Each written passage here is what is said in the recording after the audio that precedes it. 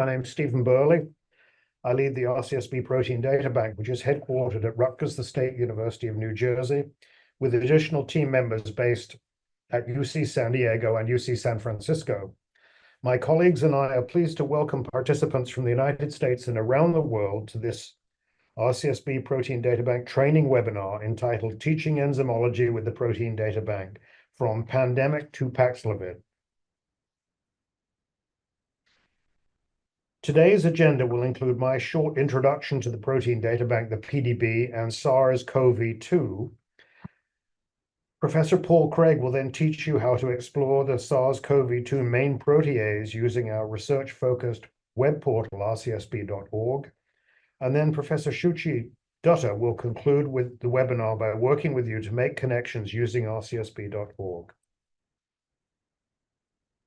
The Protein Data Bank, the PDB, was established as the first open access digital data resource in all of biology.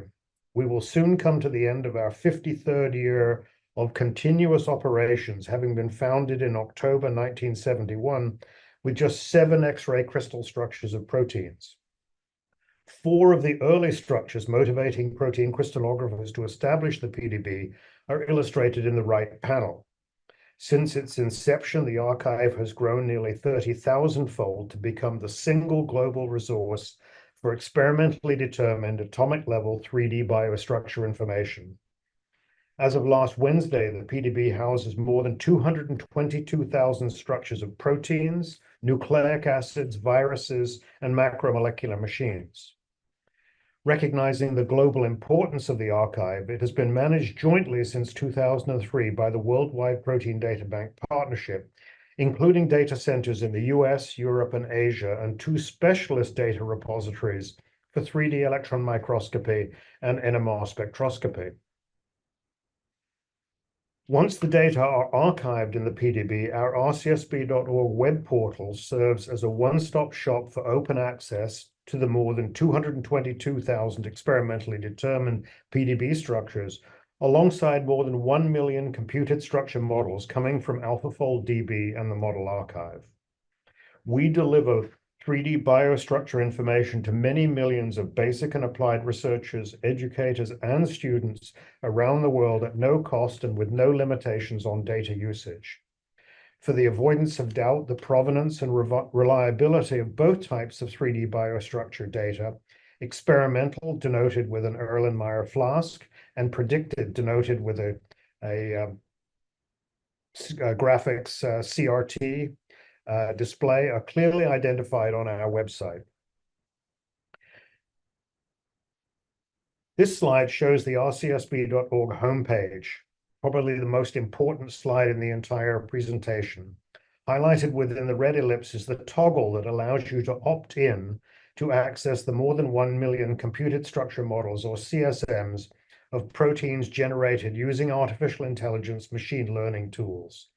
Moving the toggle from left to right enables combined PDB and CSM searches from the top bar present on every one of our web pages, and when using our powerful advanced search option, which supports full Boolean logic.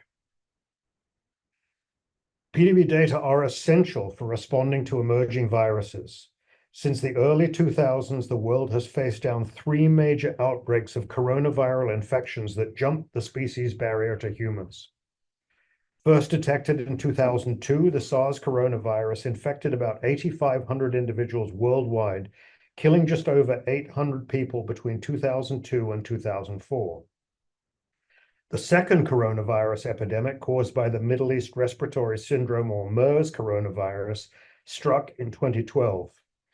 Excuse me. To date, it has killed more than 900 individuals and remains a public health threat in the Middle East and parts of Asia where it is endemic in camel populations. Despite these 2 warning signs, very few countries prepared for the possibility of a much more serious coronavirus epidemic.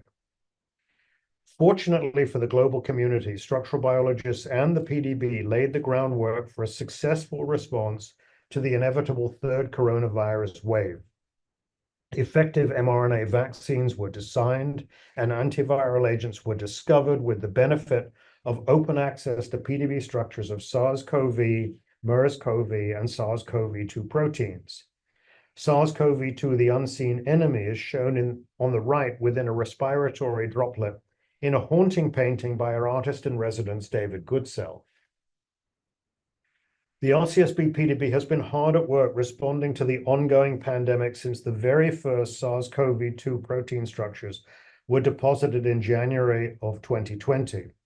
We prioritize deposition, validation, and biocuration of COVID-19 related protein structures and strongly encourage their immediate pre-publication release.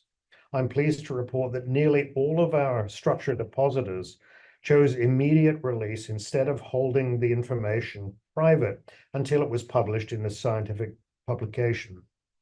We've created a COVID-19 coronavirus resources page on our rcsb.org website, which is updated weekly with each release cycle of new structures entering the PDB.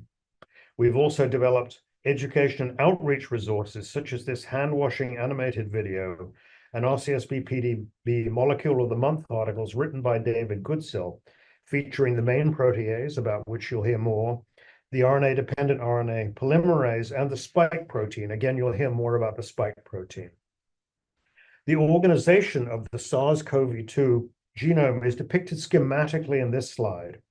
All coronavirus genomes are very long, single-stranded, positive sense, 5' capped, 3' polyadenylated messenger RNAs that are ready for translation by host cell ribosomes.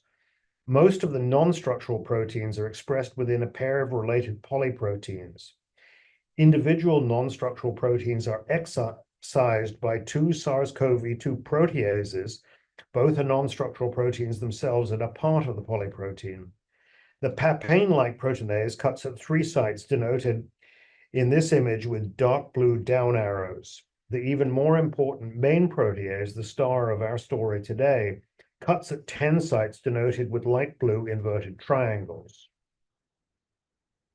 The right panel of this slide summarizes our now nearly complete atomic level 3D knowledge of SARS-CoV-2 protein structures, represented in more than 4,000 PDB depositions released since early 2020. The left panel shows an artist's rendition of the lipid bilayer of SARS-CoV-2 fused with the plasma membrane of a soon-to-be infected cell in another painting from David Goodsell. This process is blocked by the mRNA vaccines against SARS-CoV-2. The first PDB structure of a SARS-CoV-2 spike protein, ID 6 Victor Sierra Bravo, was released in February of 2020, about 7 weeks after the viral genome sequence was first made broadly available. Today, there are approximately 1,800 SARS-CoV-2 spike protein-related structures in the archive. Like earlier coronavirus spike protein structures in PDB, they provide important insights into receptor binding, fusion of the viral lipid bilayer with the plasma membrane, and vaccine and antibody design. The first mRNA vaccine designs generated in January 2020 were actually based on PDB structures of the SARS-CoV and MERS-CoV spike proteins, which are very similar in amino acid sequence and 3D structure to their SARS-CoV-2 counterpart. When designing Moderna's inaugural mRNA-1273 vaccine encoding the SARS-CoV-2 spike protein, researchers at NIAID and the company relied on PDB structures of double proline modified forms of the SARS-CoV and MERS-CoV spike proteins that stabilize both of these proteins in highly immunogenic pre-fusion conformations. I believe that the vaccine designers at BioNTech, subsequently Pfizer, use the same information because their inaugural mRNA vaccine also encoded a SARS-CoV-2 spike protein bearing the identical double proline modification. The rest of the story is well known.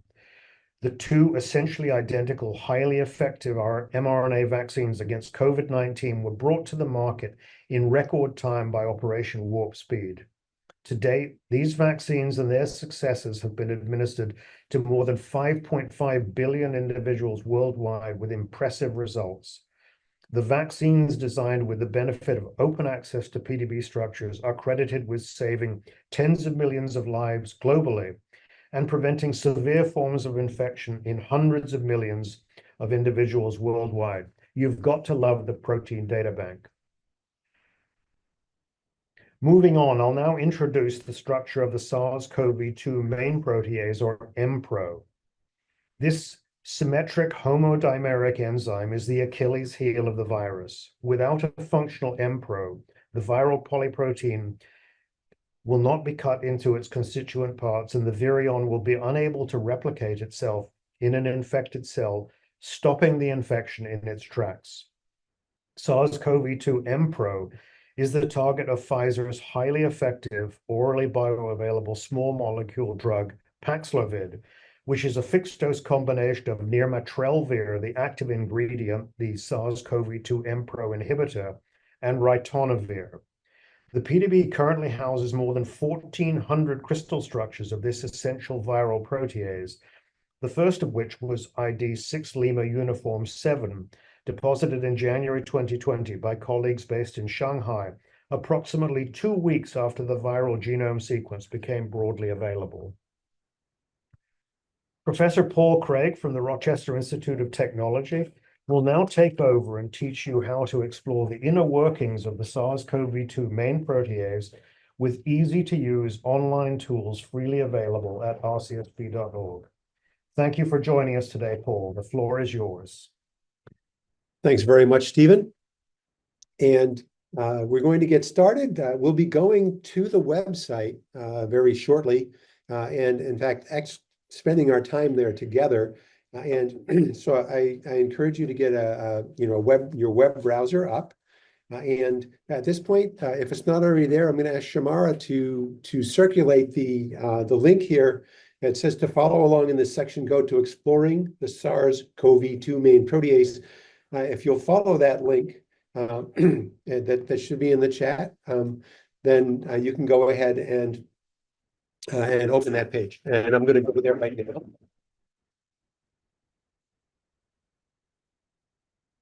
And so this is the page that contains details that we'll be working through today.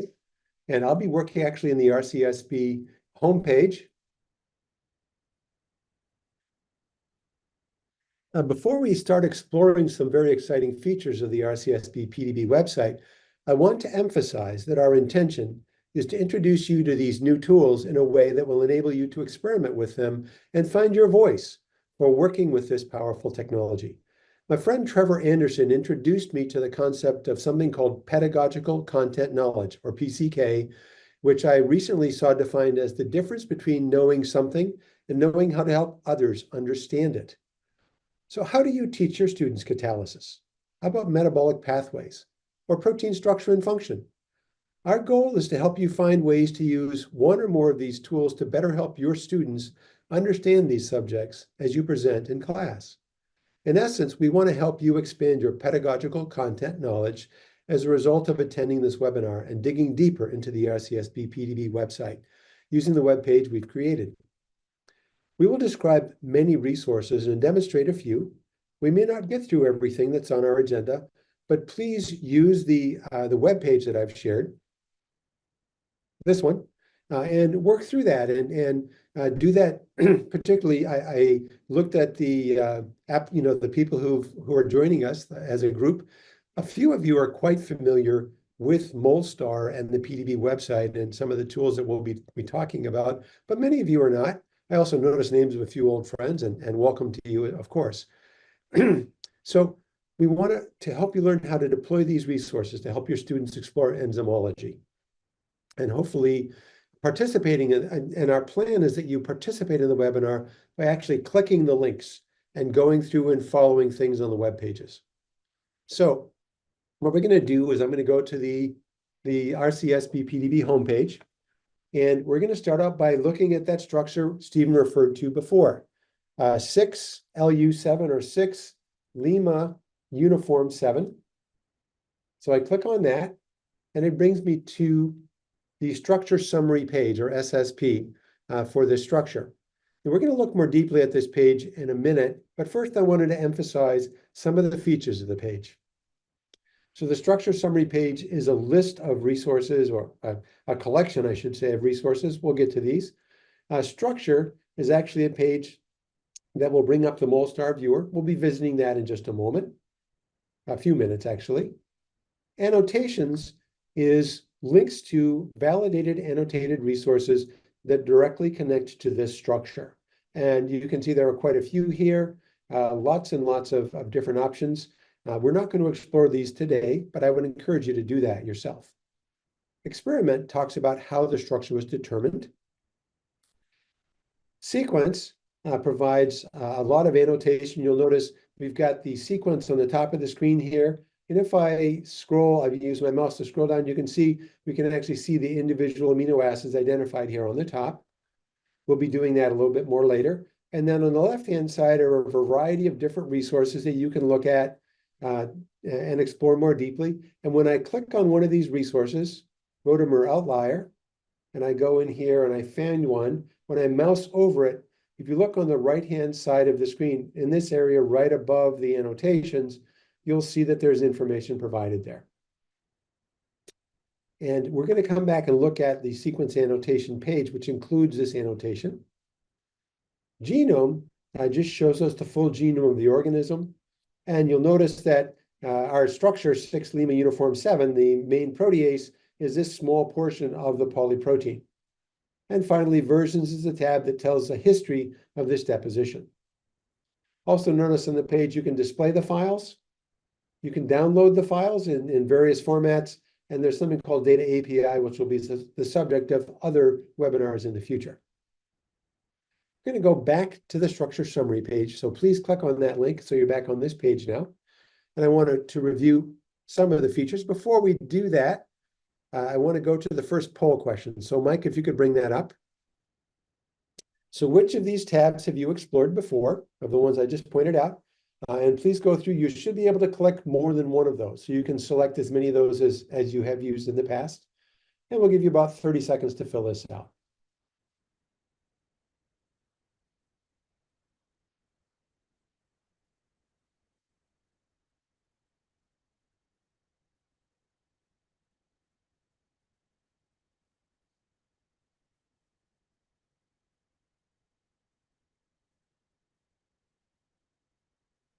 Very pleased to see we have 115 people participating in the webinar today. And I see we've got 75 people who've actually answered the question. I'll give you about 10 more seconds. So please go in and select choices.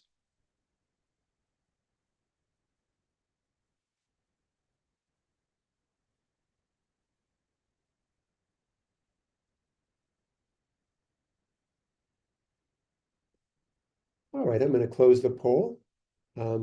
And notice the results. Most people have looked at the structure summary page, followed by the structure page. We also have some people who spent some time on the sequence page. So we'll be looking at those things. And I'm going to come back to the web page now. We're on the structure summary page. And I wanted to point out that I'm going to try to pace myself to move at a reasonable pace, but I suspect I'll go a little bit too quick from time to time. This webinar is being recorded, and the recording will be posted later this fall. If you'd like a refresher, let's say you want to try some of this with one of your classes, but you'd like to do a refresher before you take it into class for your students. And so that'll be a great opportunity to do that. So let's look at the structure summary page. Starting on the upper left-hand corner, we have this image. This is the static image of the structure. And notice that we have a label on the top here. It says Biological Assembly 1. There are different assemblies available for these structures, and some have many assemblies. This one has 2. So there's Biological Assembly 1, and then we have the asymmetric unit. So those 2 are available. Now, as we look at the page, we can also see we have a number of links here. We'll go out and pursue 2 of these, the structure link and the sequence annotations link. But I wanted to point out another one, which is Find Similar Assemblies. So if you want to look at other versions of the main protease, if you click on this, it's going to bring up a collection of those that are available on the PDB website. There's information about the structure here below the 6LU7 listing.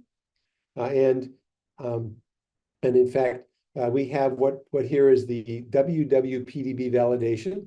So this looks at a structure by a number of criteria that are used to measure the quality of a structure.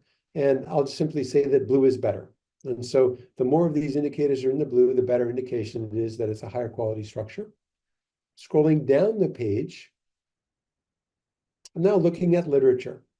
And so the literature section includes the title for this study, a list of the authors on the study. If it's actually published in a journal, the journal citation is here. You can follow the PubMed link to find it. You can also search for it on PubMed or on PubMed Central. And it also lists here other structures that are part of this publication. And the full abstract of the publication is also available here. You can view more or view less. Now I want to move to the macromolecules section of the structure summary page. And on this section, we have the first listing, which tells us this is a 3C-like proteinase. It has chain A. And we have a title for the organism that produced it. Also notice here the mutation sections. That this tells you whether the structure is listed has a mutation in it or not. It provides the gene names, and these are live links, and also the EC class, enzyme commission class. So this tells us what type of enzyme it is. And if you click on this link, it's going to take you out to a listing of all of the structures in the PDB that have that classification. We also have a static image of the structure here. I'm not going to click on it. Uniprot connections are provided here. And so if you want to find all the structures in the PDB that are from this Uniprot class P0DTD1, you can click on this link. You can also go to the Uniprot page itself for this exact same link. So this would be the Uniprot resource rather than the PDB resource. And the structures or the sequence clusters are clustered by the percent identity from 30 to 100%. And so those are options. And we have some sequence annotations here. I'm not going to go through those now because we're going to be coming back to those later. We scroll down a little further on the page. We find entity 2, which is actually the small molecule that's covalently bound to this version or to this structure. And we'll visit this in a lot more detail in a few more minutes. And there's actually a section called biologically interesting molecules that contains some additional connections and tools you can use. A query for this will actually bring up all the structures in the PDB that contain this structure. So at this point, I'm going to scroll back to the top of the structure summary page. And what we're going to do now is spend a few minutes looking at Molstar. And so if I look at the structure summary page, I can click either on the structure link here, it's one of the tabs, or I can click below for the Explore in 3D. I'm going to click on this one for structure. So I'm going to click there, and that will bring up the structure. And so this is the full structure of this molecule, and you can rotate it. You see the protein structure shown in cartoon format. And the ligand is over here. And notice when I mouse over something in this, in Molstar, in the lower right-hand corner, contains descriptive information about that. And so that's this particular structure. And obviously, if I mouse over the protein itself, it shows me which amino acid I'm mousing over here. Now, there are a number of features. There's a lot of features on this website, on this page. I'm going to go over a few of them. One of the things I like to do when I look at structures, and I'm doing this is how I do it. And as you exercise, work with this, you'll find your own preferences. I like to turn off the water. Notice there's an eye icon here next to the water. The water is shown here in a ball and stick format. If I click on the eye, the waters disappear except for a few that are actually part of the structure and function. Now, there's another icon next to the eye, which is the trash can. If I click on that, they'll be gone and I won't be able to bring them back. So I'm not going to click on those. You can also click on the ligand and make that disappear.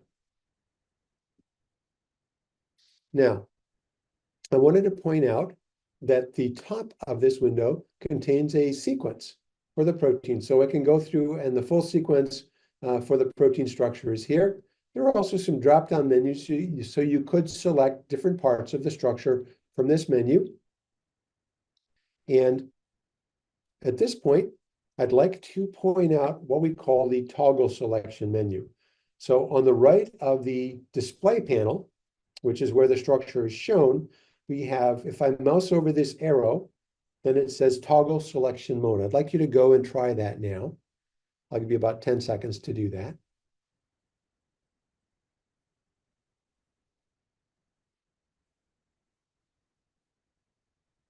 Now, when I click on the toggle button here, it brings up another menu here.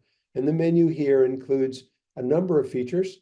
There's a menu where you can decide what you're going to select. So you can pick by residue, you can pick by chain, you can pick by atom, course element. And so there are 9 different options there. And then there are different ways you can group and separate things. This paintbrush is for changing colors on things. This tool is for applying different views to different selections. You can also now click on a selection and subtract that from the view.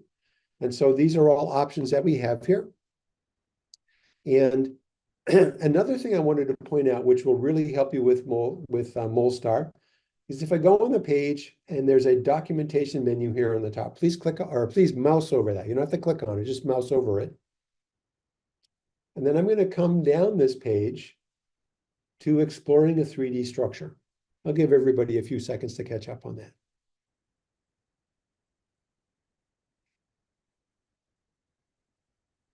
Now I'm going to right-click on that and open this in a new tab. And we'll go to that new tab. And so this tab, this information is from the documentation. This is an overview for exploring a 3D structure. And so there's lots of very helpful information. They cover things that I talked about briefly in much more detail. Below on the list on the left-hand side here, we have an option for 3D viewers. So I'm going to click on that. And when I do, it comes up with some options. One of those options is Molstar. That's the default viewer on the page, on the structures page. And when I click on that, I get another menu of about 8 more options here. And I'm going to click on Getting Started.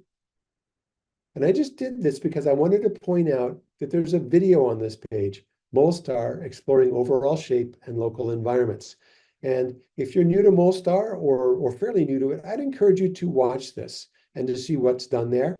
And also, this is very helpful because this page is very helpful, points out the way things are labeled in Molstar videos or Molstar help documentation, the sequence panel, the 3D canvas, the toggle menu, the mouse over activated molecular identity menu on the bottom right-hand corner, and the controls panel on the right-hand side.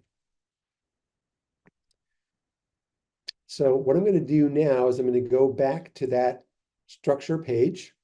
We're going to try a few things here.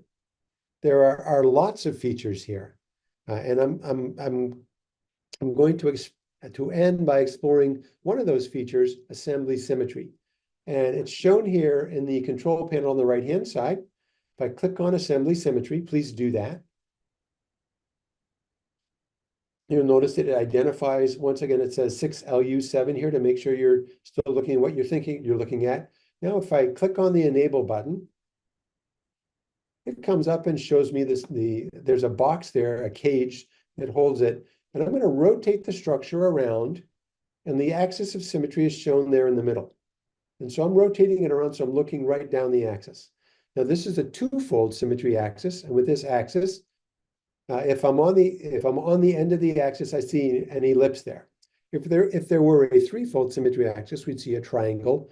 4-fold, we'd see a square, and so on. All right. And so you can use your keyboard to control the view here. There are quite a number of buttons that you can use this. If you're a video gamer, you'll probably be familiar with how to do this. But I'm just going to click on the E button here on my keyboard, and that rotates the structure clockwise. And if I click on the Q button, it rotates it counterclockwise. So these are a couple of the features that you can use to explore the symmetry of the structure. And once again, there's lots of things over here. We'll come back and use a few more of these tools when we look at the ligand bound.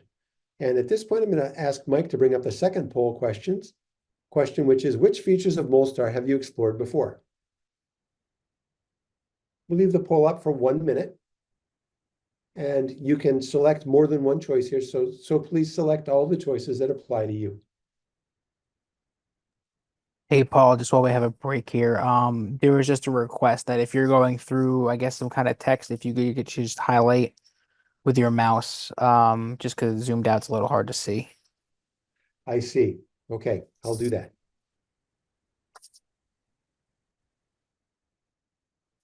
In fact, while we're waiting, I'm going to go back to this document, which I may be using in the future, and I'll make it bigger.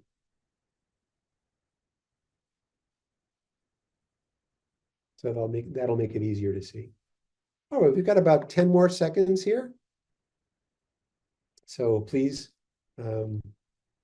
indicate your preferences or the things you've tried before. All right, I'm going to end the poll and share the results. And we can see that a lot of people have used that eye icon to hide or show the polymer, the ligand, or the water. People have also used the set coloring to some extent. About half of you have used the set atom residue chain option as well. So interesting to get your feedback. Thanks for participating. Your participation gives us a great deal of help. All right, so the next thing we're going to do is we're going to go back to the structure summary page. So please click on that link. I'll give you a few seconds to get there.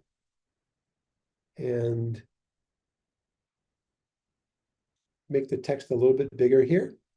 So I'm going to come down below the image of the structure on the left-hand side, and there's an option for sequence annotation, which is shown right here.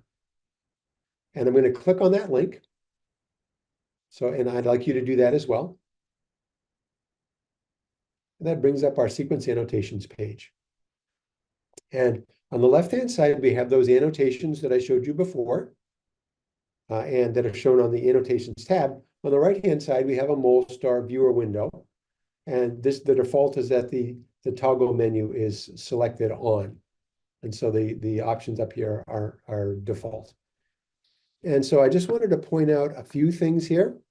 If we look here under, first of all, if I try to scroll up and down the page, if I'm inside the sequence annotations, you'll notice that it spreads the view out so we can see the residue list on top here.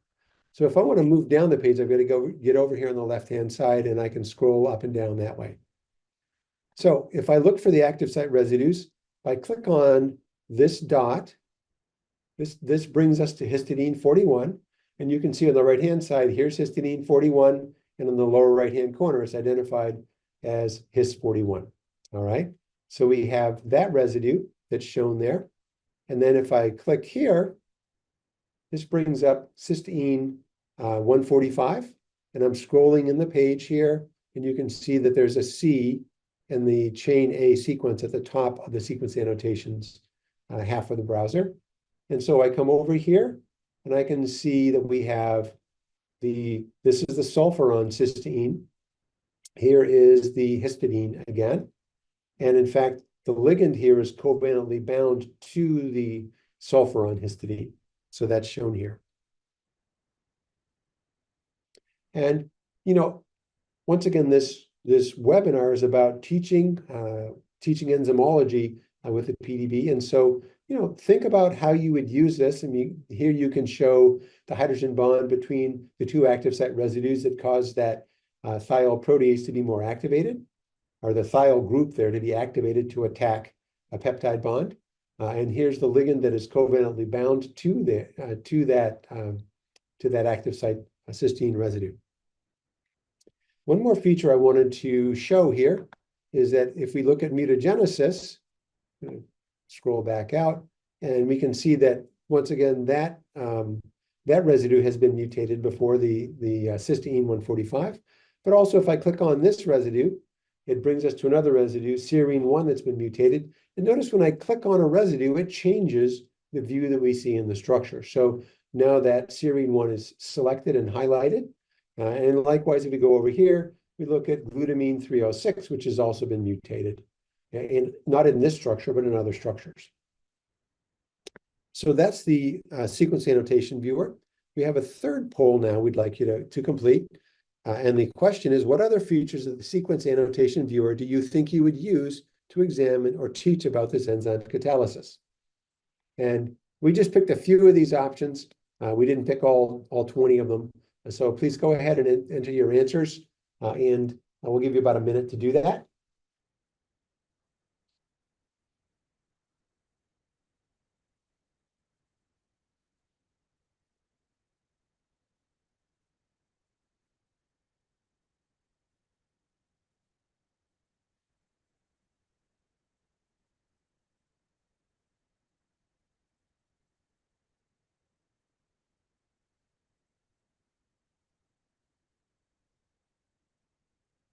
All right.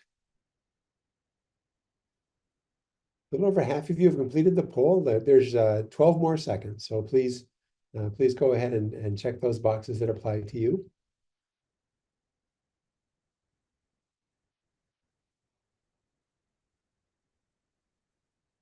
All right, we end the poll here, and you can see that the two most popular ones clearly are secondary structure and mutated residues. But there are some other options here, and once again, we encourage you to explore those.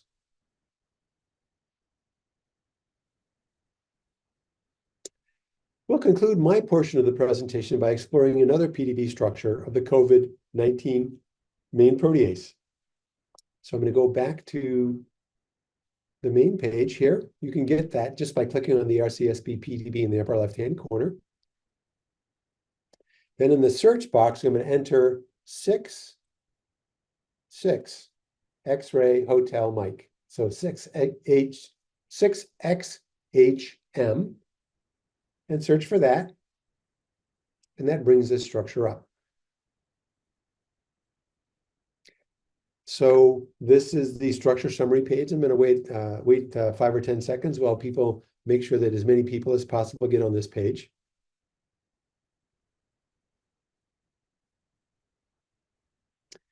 And what I'm going to do is I'm going to scroll down the page, past the features we've already looked at, and we're going to look at this ligand. There are 2 ligands here. One is ethane diol. We're not going to explore that one, but we will look at this ligand. And so here's the full formal chemical name for it. The formula for the molecule is, or for the chemical is here. And then this is an INCHI key. INCHI keys are unique labels for any given chemical structure. You can use this. This is very handy in programming. All right. So the 2D diagram, if I click on this, I see a larger image of the structure, and it shows a number of features about the structure. You see aromatic rings. The oxygens and nitrogens are different colors than the carbons. We also identify the chiral centers, and they're actually identified at the chiral carbon as being S or R. And so those features are shown here.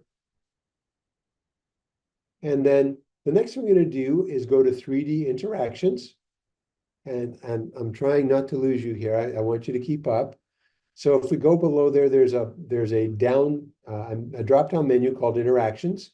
We're gonna pick that one up. There's a second menu called interactions and density that shows the electron density. We're not going to explore that today, but that's out there. And then we're going to select focus chain C.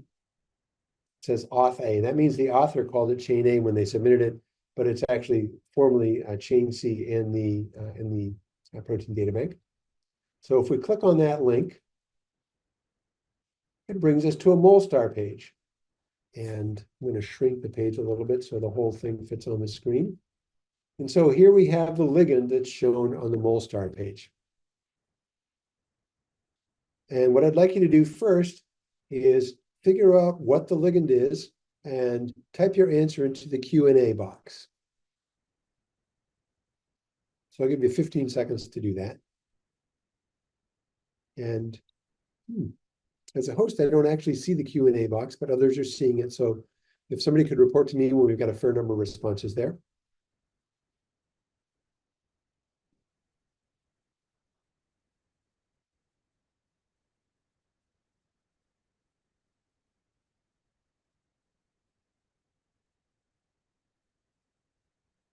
All right, so I'm going to move into the structure now. So I'm looking at the ligand here, and you can see that the ligand, I should have been specific, the three character name for the ligand. If I mouse over the ligand, you can see that in the lower right-hand corner in that information box, it calls it V2M 9001. So 9001 is a residue number in the structure, but V2M is the three-character code for it. So what we're going to do now is a little exploration. So the first thing we want to do is to find the catalytic residues. I'm going to turn off the waters to enable me to do that. And so now I know that the small molecule is covalently attached to the protein, and that's not it. All right, here we go. So here is cysteine 145 on the structure. I'm going to rotate this around to bring it up toward the top of my screen so there's not a lot of stuff in the background. And so here we have, here's our cysteine 145, and here's our histidine 41. So those are the two active site residues. And you can also see that they have a non-covalent interaction, and the information box in the lower right-hand corner identifies this as a hydrogen bond between Sg, which is actually sulfur gamma on the cysteine, and Ne2, or nitrogen epsilon 2, on the histidine ring. What I want you to do now is to look at another thing. We have what are called focuses here. And this is something that Molstar can do. And this was done when we clicked on the ligand, when we clicked on the interactions on the previous page, on the structure summary page. So what I want you to do here is click on the three buttons on the right-hand side here. So the three dots, not buttons, three dots on the right-hand side. And that brings out a number of options here. And just want you to see that you can click on the eye here to hide the ball and stick representation of all of the side chains that are bound to the structure. And then click on this, and it will also take away all of the non-covalent interactions that are part of the structure. And actually, just to point something out, notice that there are some water molecules that are still in the structure, even though I told it to turn off the waters. These are water molecules that are directly involved in the function of the molecule in the structure. Okay, and this was accorded by the people who annotated the structure. So those are a couple of options. And the next thing we're going to do is we're going to do a selection. One of the things I find helpful when I'm teaching with this tool is I'd like to select the residue, which I have. I want to select the ligand. So let's bring it back down so I can find that I'm getting the ligand. Okay, there's the ligand. So when I click on this, actually, I'm going to leave it alone. Click on this, and that selects the ligand. All right. So now you can see that the color of the ligand has changed. The shape or the appearance of it has changed. What I'm going to do now is, now that it's selected, I'm going to click on the paintbrush icon. So click on the paintbrush icon on this here. And I'm going to pick a different color. And I select this color. And then I need to click on the apply theme. So select a color, any of these colors will do. Okay. And then I'm going to apply theme. When I click here, and after I've done that, if I click in the window, you can see that the ligand now is a very different color. All right. So it's possible to color ligands. You can also select individual amino acids and color those uniquely. All right.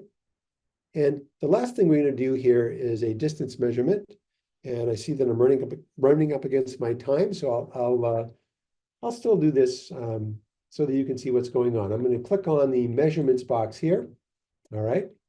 And before I go any further, go up to this menu where it says residue. I'm going to select atom course element here.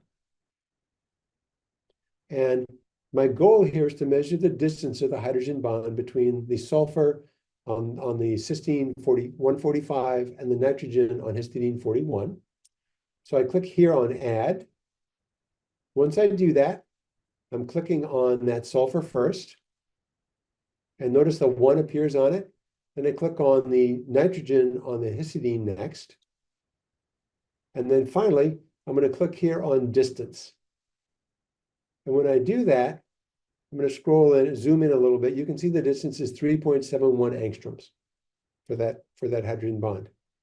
And so that's another tool that you can use. And another option we're not going to do is you could actually go around and look at other parts of the protein, how they interact with the ligand.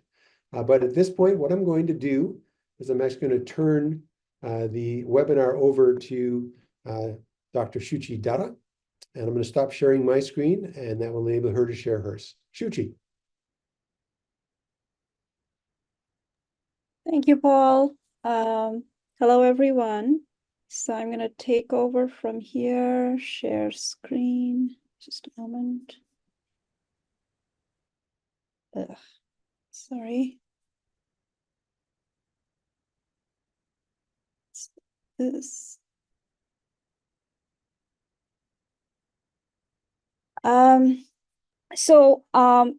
What the next part of the webinar is going to do is to sort of take you through a series of tools and functionalities that are available from rcsb.org to learn more about this particular enzyme, how it works. And so if you think about it, the topics that Paul covered told you a little bit about some basic concepts, the overall shape of the enzyme, the substrate binding, the active site residues. And by looking at, we looked at an inhibitor bound and a substrate analog bound structure, we were able to learn something about how the enzyme functions. Going forward, what we want to do in the next part is we want to learn more about this SARS-CoV-2 Main Protease and utilize knowledge from other similar enzymes so that we can design a drug, an inhibitor molecule, and then explore how this inhibitor binds and whether or not this inhibitor will work for future pandemics or mutated versions of the SARS-CoV-2. So with this idea, I'm going to draw your attention back to that 6LU7 homepage, the structure summary page that we were looking at. And I am going to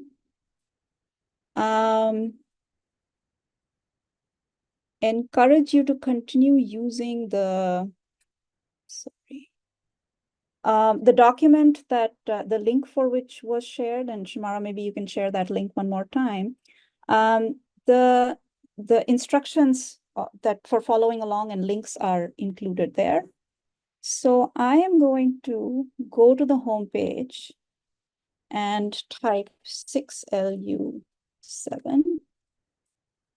And so Dr. Craig mentioned that if you scroll down and look in the macromolecules section, here the EC number is presented as a hyperlink. And if I click on it, it'll actually launch a search through the entire archive to find other structures that have this specific enzyme classification. So let's do that and see what we get.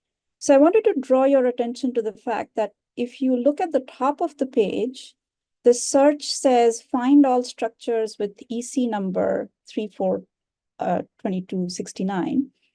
And as you scroll down and look at the results, there are many structures. And I draw your attention to the source organism names. So notice, of course, there is SARS-CoV-2, but there is SARS-CoV, there is MERS, there are various other coronaviruses. If I keep opening it up, there are many other coronaviruses. And what you see as this bovine, E. coli, etc., mouse molecules, these are possibly other parts of a protein or a peptide that are somehow associated with these structures. So another way to get access to this information, and why are we doing this? We are doing this because we want to see if we can find other structures in the PDB that are like this SARS-CoV-2 main protease so that we can learn about this particular enzyme, how it works, what it binds, where it binds, and all that stuff, and then use that knowledge to design a new drug. So this other way to approach this would be if you knew this EC number. So this, we're going to remember this EC number for now. I'm going to just copy this and keep it. So it's 342269. If I didn't know or didn't have a structure, but just had this EC number from reading a paper or looking up some literature somewhere, I could come to this browse annotations way of searching the archive, look up the enzyme classifications, and then either type this EC number and see what I can find. And so notice that in the hydrolases acting on peptide bonds, so on and so forth, here is our collection of SARS-CoV main proteases. And there are these many polymer entities. If I click on it, I get all structures, all polymers, which have this particular enzyme classification and whose structures are available in the PDB. And so now notice these are all these various kinds of coronaviruses. So looking at this cursorily, it appears that most of these structures are very similar. And that is indeed true, that these SARS-CoV main protease is a highly conserved protein. And why is that significant? So I'm going to go back to the slides and point out something. So we just did this EC browsing. And I wanted to draw your attention to this idea for a moment, that when the SARS-CoV virus or SARS-CoV-2 virus binds the surface and it enters, we're not going to talk about the binding and entry for a moment. When the genome is exposed, it has entered the cell. The genome, if you remember Dr. Burley pointing out that it is a plus-stranded RNA, which is in fact an RNA ready to be translated. So upon translation, what happens is that this polyprotein that is produced is this, and your main protease is this particular part of that polyprotein, which will in turn cut itself out and various other protein products out to liberate these proteins to perform their functions. And one key enzyme that is going to be liberated by this enzyme activity is the RNA-dependent RNA polymerase. So without this RNA-dependent RNA polymerase, this virus can not make multiple copies of itself, and therefore it cannot grow, divide, and make more viruses. And so this enzyme is very critical for the life cycle of the SARS-CoV-2. Hence, if we are able to use some kind of an inhibitor and block this activity, that could be a sure shot way of preventing further infection. Also, I want to draw your attention to the fact that this same enzyme is cutting at that many, I think there are 11 locations in this genome, the protein product of the genome, that it cuts, indicating that at all these positions, the substrate is identical so that the enzyme can recognize and cut it. So changes at any of these locations in the protein or the change in the active site could have detrimental effect on the life cycle of this virus. And so this is a very, very important enzyme. And from what we just learned from looking at the various EC-based searches, enzyme classification-based searches, that most coronaviruses have this particular enzyme similar in shape. And this leads us to the point back in 2020 when the pandemic had just started and everything was under lockdown. All pharmaceutical companies were working on how can we create a drug or a molecule that can actually be used to solve this whole scenario. And so in Pfizer, under the leadership of David Owen, the task that was assigned to him and his team was to develop a drug, an oral protease inhibitor that could be administered attack this particular main protease and prevent the infection cycle from progressing. And so this task actually required him to start somewhere, and they wanted to see if it was possible to go back to the 2003-2004 SARS-CoV infection outbreak and a particular inhibitor molecule that was developed at that time to see if that was a suitable candidate to build on top of. Now, that particular drug was developed as an IV administrable drug. Now, this drug had, I think some initial clinical trials were begun, but it was never pursued because the epidemic or the outbreak had subsided. So there was no need for it and nobody, pursued that further. But at this point in time, in 2020, when the world was impacted by this pandemic, they went back to that molecule to say, is that a good starting point? So if you think about it, when we are studying enzymes, some of the things that we want to do is to understand the overall shape and, what does this molecule look like? Where is the active site? Does it have any specific cofactors, ions, and other, supporting molecules needed for its full activity? And then the whole point of all this study is to understand how does this molecule, this protein or RNA or whatever the enzyme is, how does it work? And can we manipulate this catalytic function in a way that benefits us? So in this case, we would want to create molecules that can act as inhibitors of this enzyme. And that's what we already had a headway on. So we had this PF00835-231 molecule that was a good starting point. So with this, I'm going to switch back and if you were the researcher who was participating in this exploration, one of the things that you probably would want to know is, does this molecule that was designed for SARS-CoV-1 main protease, does it even bind to the SARS-CoV-2 main protease? And how similar or different are the interactions between this particular drug molecule and the two different enzymes? So this is a question that we are going to try and address. And this is the comparison that we'll end up as. But what we will do for now is I'm going to take the name of this drug molecule and just start a search to say, are there structures with this particular drug molecule? So this is one of the easiest and simplest and most basic searches, is to search by the name of the molecule, a keyword.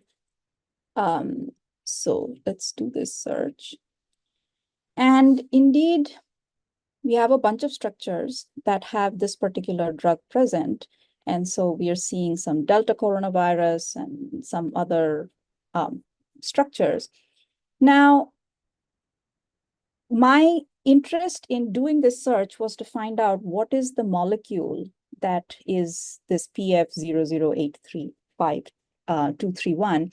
And since this particular protein structure has the drug molecule, I'm just going to quickly go in and see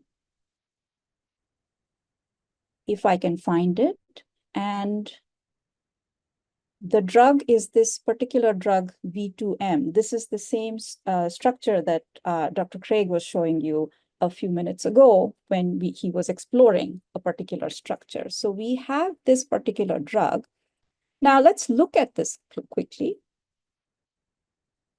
So by clicking on that V2M link, I opened what is called the ligand summary page.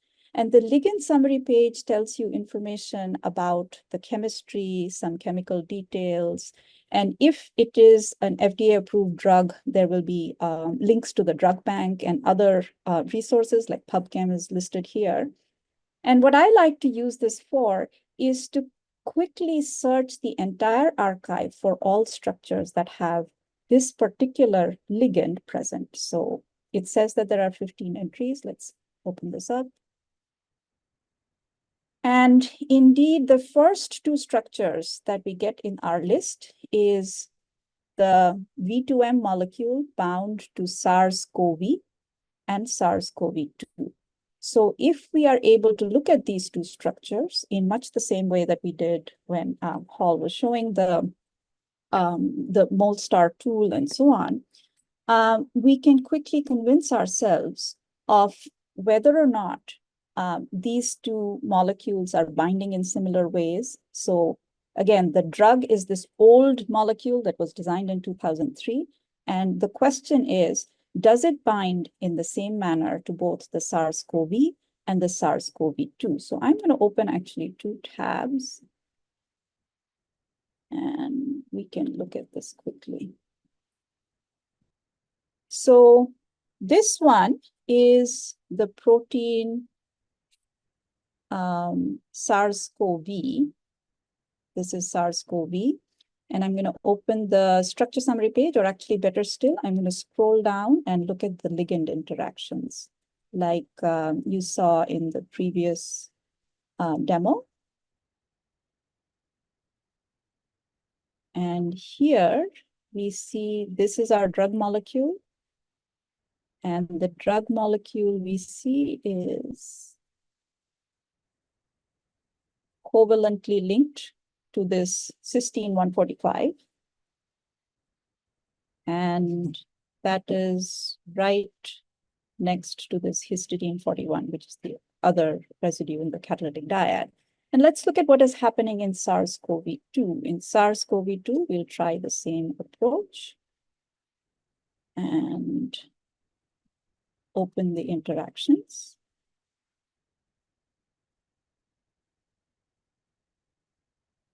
And in SARS-CoV-2, again, here's our drug molecule, V2M, and it is covalently linked to this cysteine 145, that is close to this histidine 41.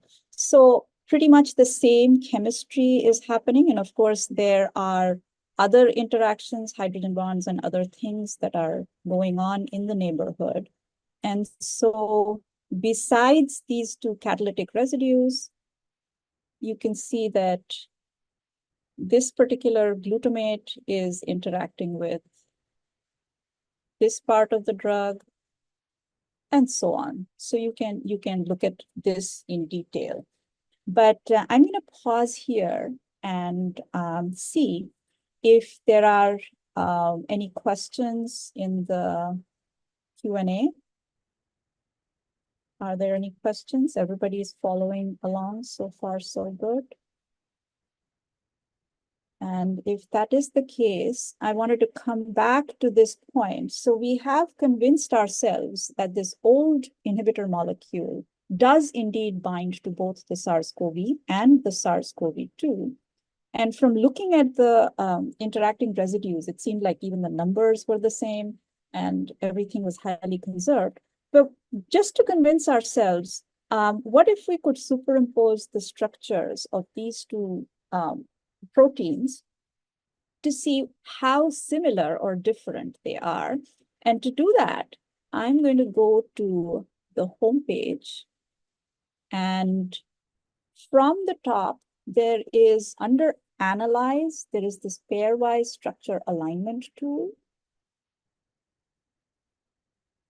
And I am going to put in the 6XHL and 6XHM as the two PDB IDs. The chains automatically get selected, but we can change it if we want to. We are just going to compare the two A chains and see what we get.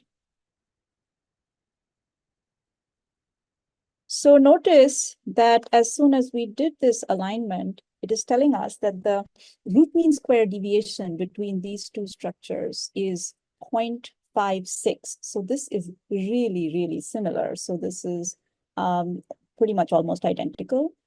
And this part of the brightly colored orange and blue chains indicate the positions of the two proteins, the SARS-CoV and the SARS-CoV-2 superimposed on each other. There is also noticed that the sequence identity is 96%. So under these circumstances, we can be very confident that whatever is happening in one enzyme is probably also happening in the other enzyme.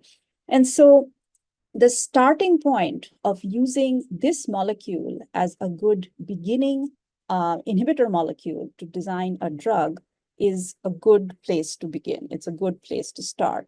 And why are we saying, if we already have the drug, why aren't we using that drug? Because this drug was designed to be a candidate that was going to be administered intravenously. And if we think back to the 2001, there was a lot of chaos and confusion going on, and all hospitals were full. To administer a drug intravenously would be quite challenging. And so the goal for this pharmaceutical company was to develop an orally administrable molecule. And so, of course, they went through a series of other compounds that they designed. And so beginning with this as a starting candidate, they finally came up with this, which is called nirmatrelvir. And the task that we are going to take on right now is we are going to compare how similarly or differently this old drug and the new drug bind to the same molecule, which is SARS-CoV-2. That's the task that we're going to take on right now. And so for that, we can use, again, the same approach that we used for the other search. We can say, okay, let's find structures that have this particular inhibitor. And so I'm scrolling down. Instead of just doing a random search, I'm going to say that the chemical synonym should have this particular, this PF07, etc. And I'm going to select that. And notice again that the search this time is different. The search is not a full text search. This time the search is that this particular name has to be in the chemical synonym, and those structures have been identified over here, okay? So here we are looking at 7-RFS, RFW, and so on. So this was presented by the same group, but this is a higher resolution structure. So I'm going to look at this. You can, of course, look at any of the others and explore as you find appropriate for your discussions. And here, again, I wanted to draw your attention to the fact that along with the WWPDB validation, structures which have ligands that have structure factors, etc., submitted, you will also see this ligand structure quality assessment. And so you can click on this. There are these details, more details. If I click on this, it'll actually open an additional tab that was not presented earlier. And so here you can learn more about the ligands. But I'm not going to go there. Right now, my interest is to go and look at how does this particular ligand bind to the MPRO from SARS-CoV-2. So I'm going to go back to the interactions.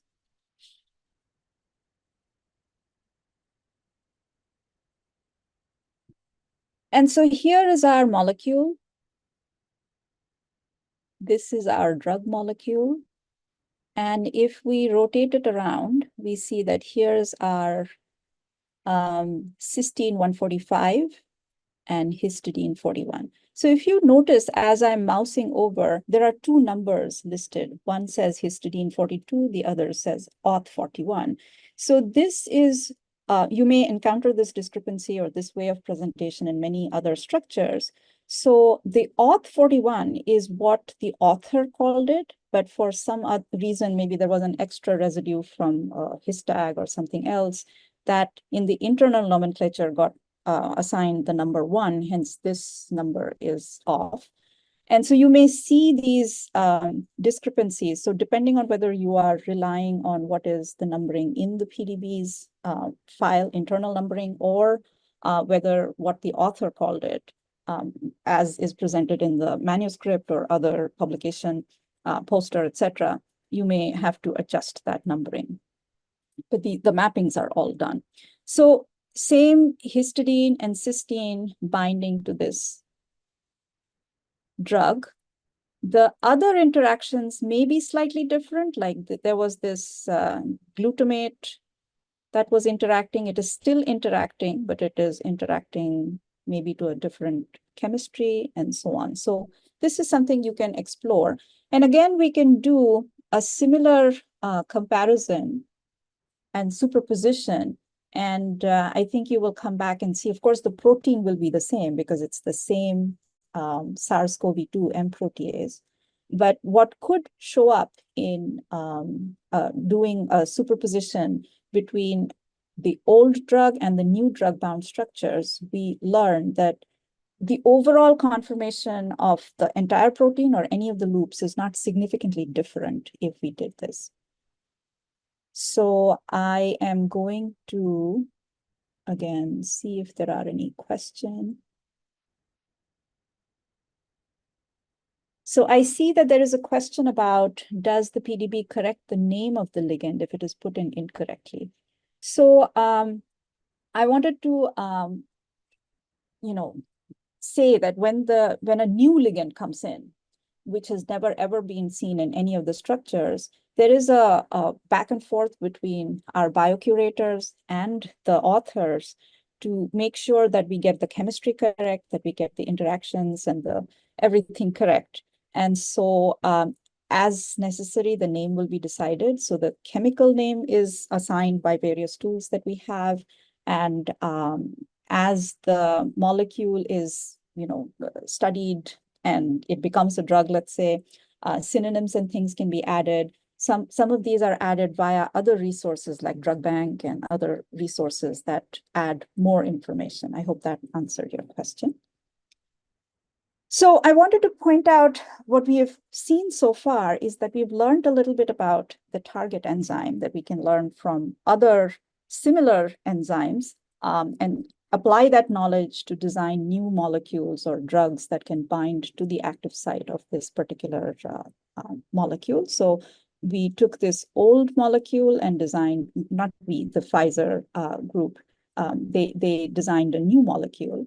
And the properties of the new molecule were such that it was administrable orally, and it had good selectivity and safety profiles, etc. So the question that we want to ask now is like, does this molecule, this new molecule called nirmatrelvir, does it bind to the M proteases of other coronaviruses, such as the SARS-CoV-1 or MERS or others? And so for that, we can go ahead and look up this drug. So let's go back to this 6RFW. So in the same way that we identified the ligand in previous structures, so it's the ligand identifier is 4WI. Okay, and you can see that again if you go to the structure summary page. This is 4WI. And what I'm going to do now is I'm going to go to the ligand summary page so that you get a close look at this. And this might surprise you that even though this is an FDA-approved drug, this is not listed. There is no information here that says that this is the FDA-approved drug, because the FDA-approved drug actually had a C triple bond N over here. And this is the bound form, right? So if I search for nirmatrelvir, and in fact, this will actually answer your question. So nirmatrelvir synonym, chemical synonym nirmatrelvir is actually a different drug. It's actually ZGW. So notice the chemistry here is different. This is the warhead that will actually attack that sulfahydryl in the cysteine, and it will link up covalently to produce this molecule. So this is chemically different, and therefore we have a separate ligand identifier for it. And that is what we are looking for. So we want all structures in the PDB that have this 4WI present in the structure. And why are we doing this search? We want to see, does this molecule bind to the main protease of other coronavirus species or other coronaviruses? And indeed, when we do that search, we see that we have structures with the M protease from SARS-CoV-2, the coronavirus 229E, the MERS, and SARS-CoV-1. So indeed, this drug can impact or bind and inhibit the main proteases from all these organisms, right? So is everybody okay with me? So this is important to investigate and understand, because when you're designing a drug, you want to make sure that there is longevity of the drug, that if the virus were to mutate and introduce a few, changes in one or two residues, and this is what was happening when we were seeing this pandemic extend with the Omicron wave and the beta wave and the Delta wave and this wave and that wave. That's what was going on. There were minor changes being introduced in the various proteins. And the question that we are trying to understand is that, will a drug like nirmatrelvir stand the test of time? Will it work? So if there are similar coronaviruses, then yes, maybe we can, this drug can bind and be effective. But how about subtle differences? And to answer that question, we are going to look at this search result in a slightly different way. So what we can do is, we have 45 structures. So it would be one thing to look through all 45 structures, and a whole other thing to say, okay, group this result in a slightly more useful way. So I'm going to say, don't give me the search results as polymers, as structures. Give them to me as polymer entities, and group them by the UniProt ID. And if I do this, and I just run the search like so, notice the 45 structures became 5 structures because we are just seeing 5 representatives. But I can change the result set to groups and now rerun the search. So we looked for all structures in the PDB that have 4WI bound to it. And we are reporting the results as grouped by UniProt polymer entities. And so here, as we scroll down, I see that this is the one, because I've been looking at this for a while, I recognize that this is the SARS-CoV-2, but these are UniProts corresponding to, this is also SARS-CoV-2, the poly1A, this is 1AB, but these are corresponding to other coronaviruses that have been studied. And there are structures. I want to look at the coronavirus 2's, SARS-CoV-2's coronavirus, the M protease, in a little bit more detail. And I'm going to look up this group because it has 41 entries that match this query condition that I provided. So these group summary pages can actually give you a summary of, so overall, the group has 2,000 or 2,700 polymer entities, but we are just looking at this small subset that match the criteria that the structure has to be bound to this particular nirmatrelvir bound form. That was the search criteria. And you can look at, what experimental methods were used, organism, etc. But I think what is more interesting is that we look at the group sequence.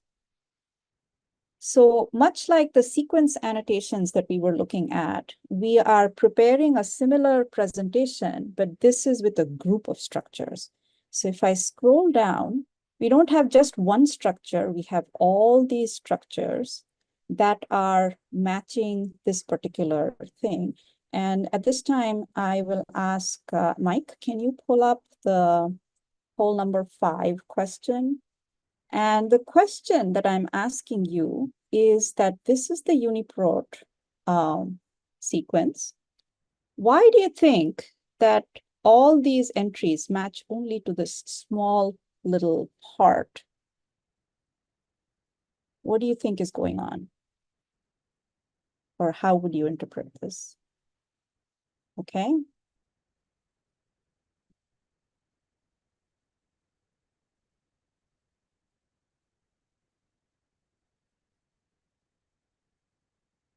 Okay.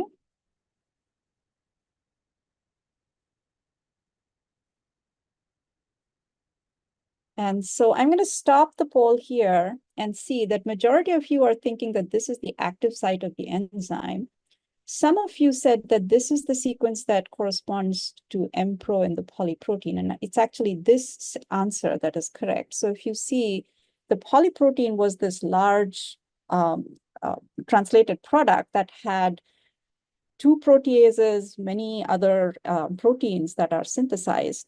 But we are only interested in studying the structure of the main protease, and that's what this region corresponds to, and that's what we're looking at. Okay, so I'm going to end the poll here, and okay, stop this. Okay.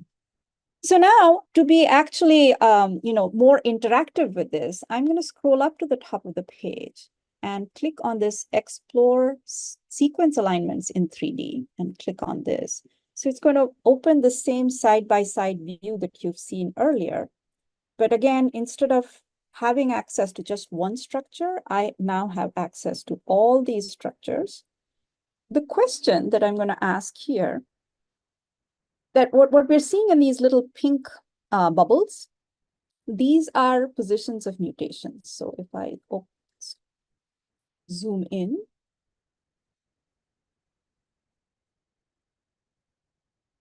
I can start seeing the sequence.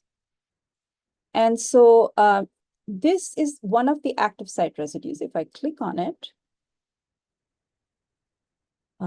sorry, if I click on it, it'll show me. Now, interestingly, this is showing me the structure where that catalytic residue is mutated from cysteine to a serine. So I'm going to look through and see what other structures are available that have mutations in this region. And the reason why I'm looking for this is that in our explorations, we saw that the ligand covalently binds to the cysteine and is interacting in that active site neighborhood. If there are mutations there, maybe that can be disturbed. So I'm going to pick up this particular one, and I can just turn this on and notice a new structure showing up. And I'm going to find our 7RFW. This was another one that we were looking at. And now if I click on this again,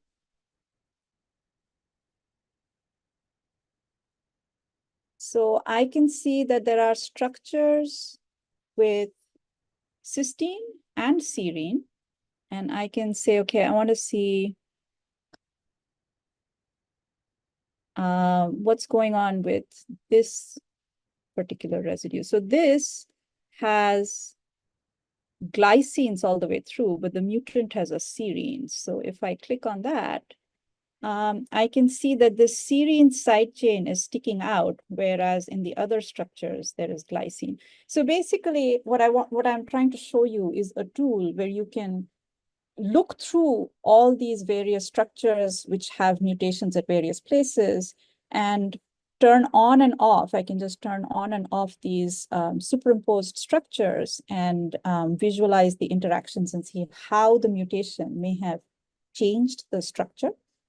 So again, these are tools that can help you play and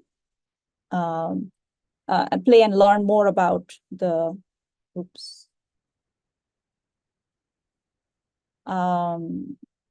the structures of interest in creative ways. And so am I still visible? Is the screen still visible? There's a glitch on my end. Okay. So I just wanted to wrap up by saying that we covered some advanced concepts in teaching enzymology. So we, using these superposition capabilities, you can explore conformational changes during enzyme activity, enzyme bound to substrate, to inhibitor, etc. We can explore understanding the mechanism of enzyme action. We can look at how different inhibitors bind to these particular enzymes, whether they are allosteric regulators or direct inhibitors, competitive inhibitors. And In summary, I wanted to say that with Dr. Burley's introduction to the PDB and Dr. Craig showing you around how you can look at the structure summary page and visualize the structure, and with me introducing some other tools that are available on rcsb.org, I would like to stop and see if there are questions. Shuchi, there have been several questions in the question and answer box. I've answered those, but I'll Okay. mention a couple of them. One was a question about whether there's any resistance to Paxlovid out there. Are there resistant strains? Yes. I looked quickly. I wasn't aware, but I looked quickly. It sounds like there are some emerging strains. Yeah, and I would actually, maybe take you back to that group summary page. And let me share screen one more time. I wanted to draw your attention to this. So these structures that I had pulled up, so one was a mutation in the enzyme active site. So this was clearly, I think, a designed experiment where they wanted to change the cysteine to a serine to see how that would impact the binding to inhibitor, etc. But if you look at this particular one, this 8DZ9, pull this up, 8DZ9. Now, this has a mutation in this 143, which is supposed to be a glycine, is now a serine. It is close enough to that cysteine 145 that if you introduce this larger amino acids, things might change over there. And indeed, if you scroll down and read the paper title, this is where they are comparing the nirmatrelvir and ensitrelvir. So this is a next generation inhibitor that has already been designed, and they are testing this. So if you look at all the structures described in this paper, so they have the SARS-CoV-2 main protease bound to these two different drugs, nirmatrelvir and ensitrelvir. And then there are various mutations that they have introduced and looked at how it binds to nirmatrelvir and ensitrelvir. So there is already resistance that is being seen, and people are working on developing new drugs that can work at that same site. And there are also efforts that are working on finding other allosteric sites to impact the binding of the normal substrate so that the enzyme can be inhibited in other ways.